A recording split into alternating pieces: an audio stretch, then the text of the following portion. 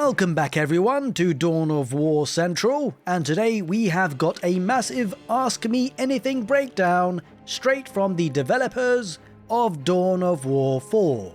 There's a ton of great information here covering story choices, campaign design, multiplayer features, faction balance, mod support, and much more.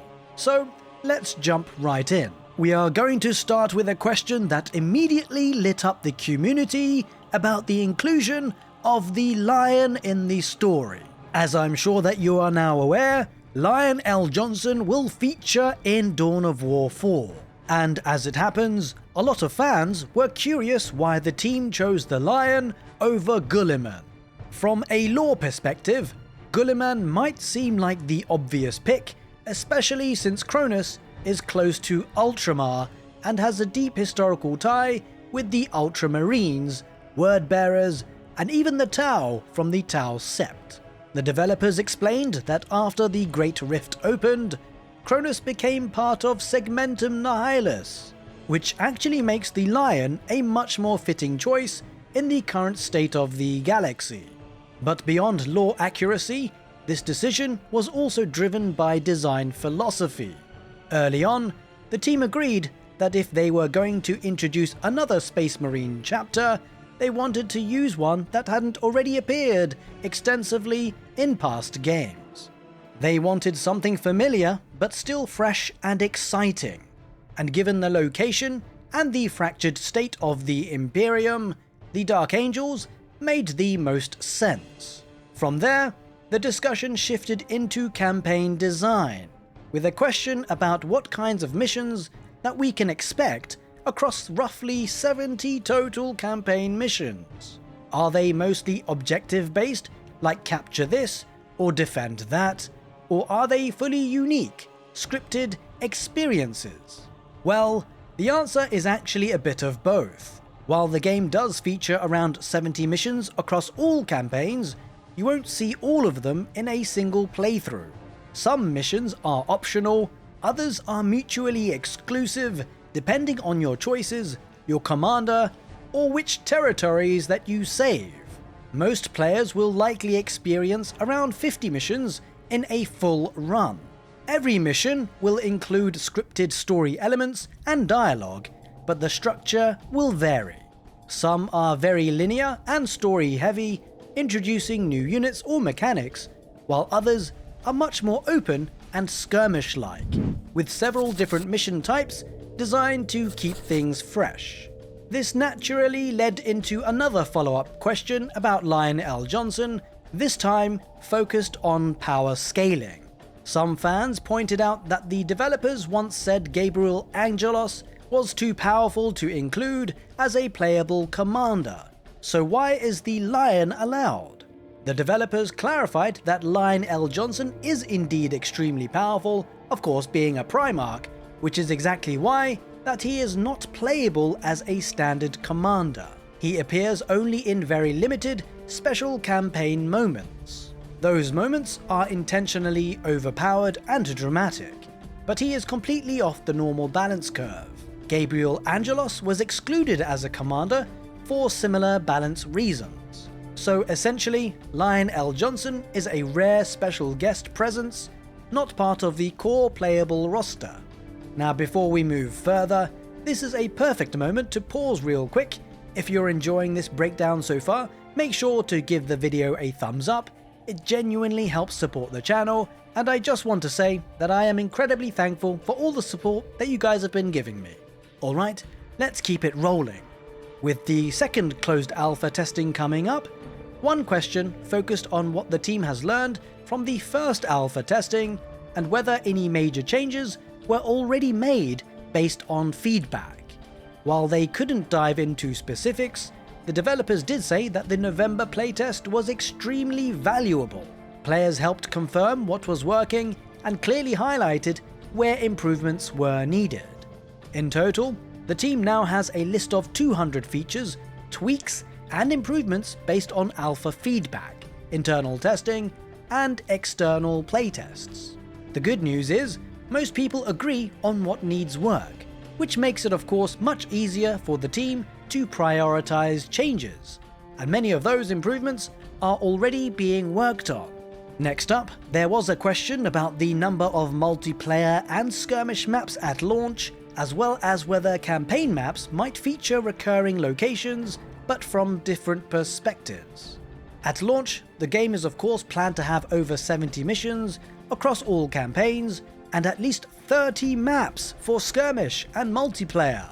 Depending on your choices, you may revisit similar maps in different contexts or from entirely new angles. The developers even mentioned how much they personally enjoy those aha moments, when you suddenly realize you've returned to a familiar battlefield under totally different circumstances.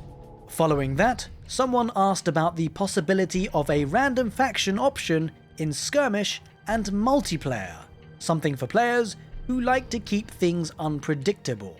While a random selector isn't currently in the game, the team said it could be a good addition.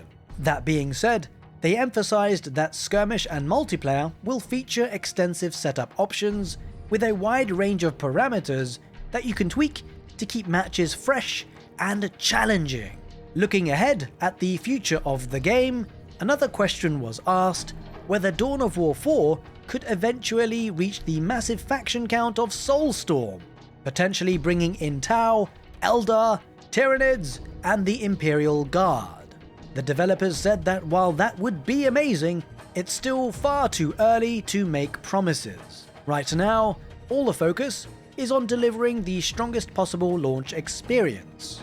The conversation then returned to the Dark Angels, with a question about whether their distinct look, like robes and hoods, will be usable by successor chapters in the Army Painter.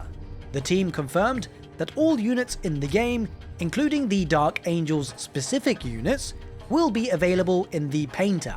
More details on customization will be shared in the future. There was also a follow-up about whether custom player-made badges and banners would return like in Dawn of War 1 and Dawn of War 2.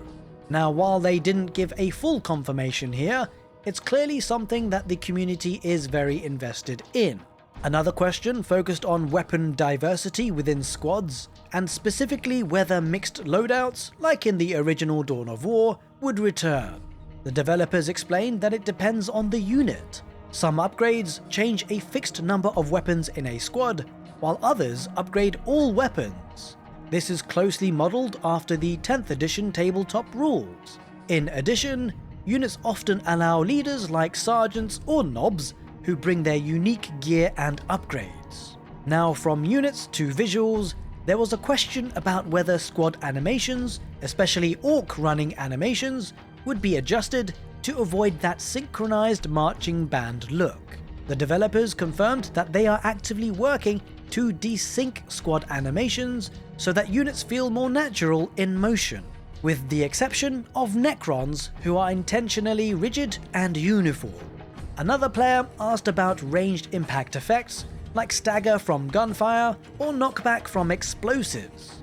The team confirmed that different weapons already apply different visual and physical reactions. Some effects have real gameplay impact, like knockdowns or burning, while others are purely visual, but all are designed to enhance the feel of combat. So, circling back to core mechanics, there was a question about the armor system and whether it is being simplified.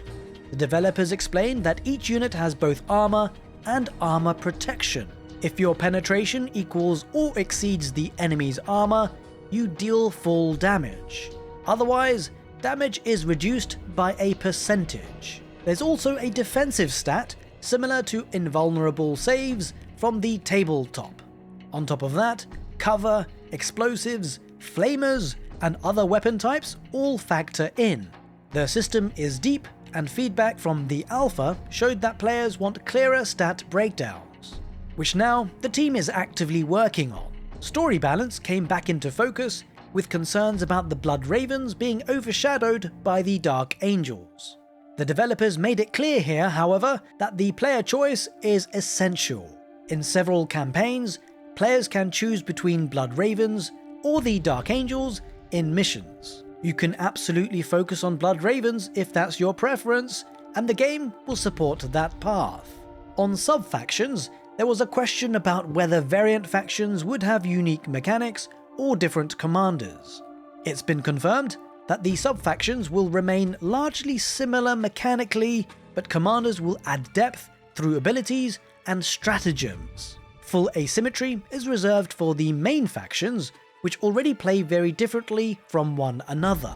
Another question asked how many commanders each faction will have, and at launch, each faction will feature between 2 and 4 named commanders for skirmish and multiplayer, with fewer in the last stand mode initially. More will be added post-launch. Now, lore accuracy will be strictly enforced in the campaign, but multiplayer is much more flexible, so yes, ridiculous matchups are absolutely on the table. There was also a question about AI allies in campaign missions.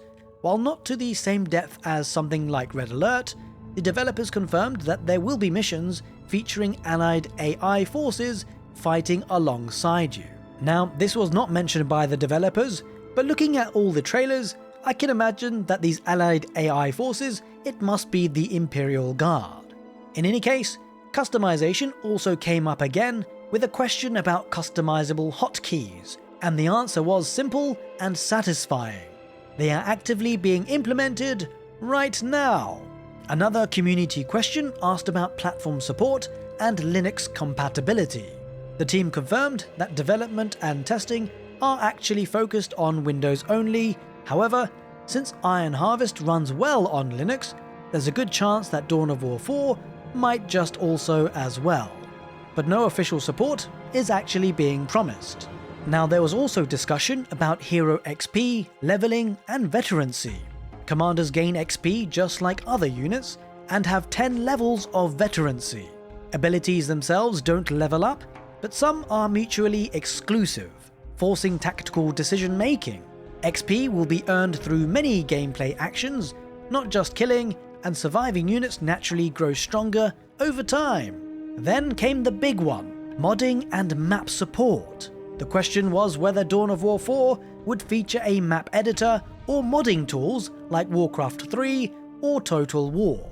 For now though, the developers are staying quiet on the specifics, simply telling us to stay tuned for future updates. Speaking of which, if you'd like to catch up with those updates, make sure you are of course subscribed to the channel, but most importantly, that you've hit the notification bell so that you do get a bit of a ding-dong when I do upload the next video.